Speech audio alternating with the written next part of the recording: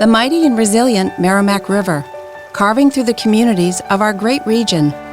My name is Linda Lorden, proud president of Merrimack County Savings Bank, and like the river that serves as our namesake, we're a constant yet ever-changing presence.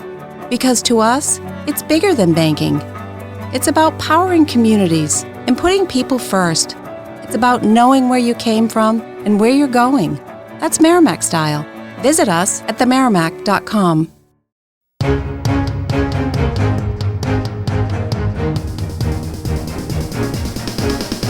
This is the Washington Times front page for Thursday, August 8th, 2024. Thanks for joining us. I'm George Gerbo. Vice President Kamala Harris and her running mate, Minnesota Governor Tim Walz, spent their first full day of campaigning battling for the blue wall states of Wisconsin and Michigan. The Democrats, Jeff Murdoch reports, started a two-day introductory trip through the swing states, which, along with Pennsylvania, are traditional Democratic strongholds. During their rally in Eau Claire, Wisconsin, the newly minted Democratic ticket sought to connect with Midwestern values. Walz told the crowd that he grew up in a small town in Nebraska where community means everything.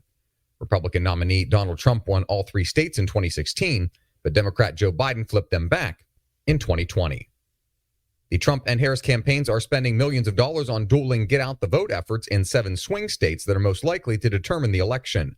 Susan Ferricchio reports Harris has enlisted 360,000 more volunteers to canvass for voters and make phone calls, campaign officials said. Harris campaign officials also said they'd opened 260 offices and hired 1,300 campaign workers across the 7 swing states.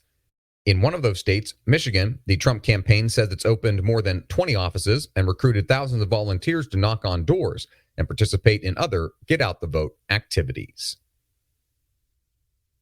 Invisibility cloaks are among artificial intelligence technologies that could soon give America's enemies weapons beyond imagination.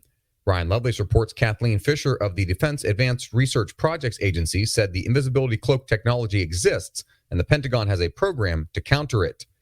Fisher displayed the cloak during a presentation describing how the Pentagon is working to disrupt state-of-the-art adversarial AI.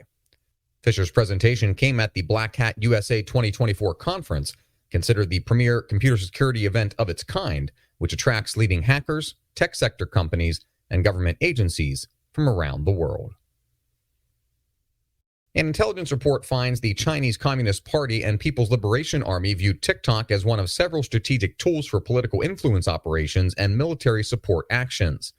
Bill Gertz reports the paper, written by the CCP Biothreats Initiative think tank, warns that China will use the popular app to target young people in the United States and shift American narratives.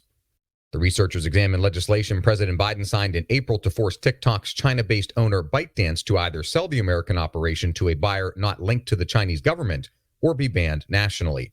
A month later, ByteDance filed a lawsuit saying the law violated the First Amendment. And finally, leading textbook publishers Scholastic and Pearson have clarified the distribution of a gender identity guide that was available in June. Sean Salai reports the guide was removed from Scholastic's website at the end of June.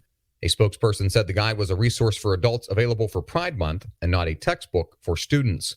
The Conservative Heritage Foundation reported in June that Scholastic had published the guide for K-12 educators, caregivers, and advocates to accompany its Read with Pride series of children's books. Find all today's front page stories at WashingtonTimes.com/front page or on the Washington Times app, and find us wherever you get your podcasts. You can also find us on social media at Wash Times for breaking news, sports, commentary, and more. For the Washington Times, I'm George Gerbo.